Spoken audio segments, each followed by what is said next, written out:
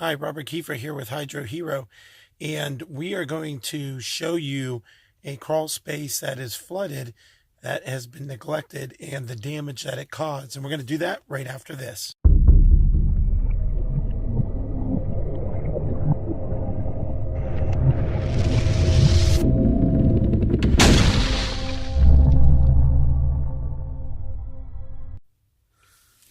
Okay, so here we are.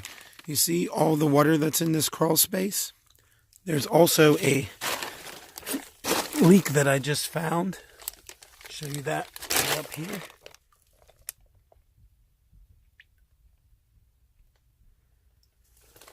So a plumber's going to have to come out there.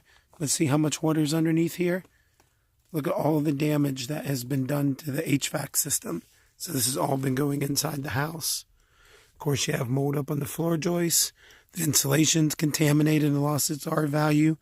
And this is the type of stuff that we talk about. If you don't have your crawl space waterproofed and encapsulated, this is the situation you can end up with. Now, all this is going to have to be repaired before this house can be sold.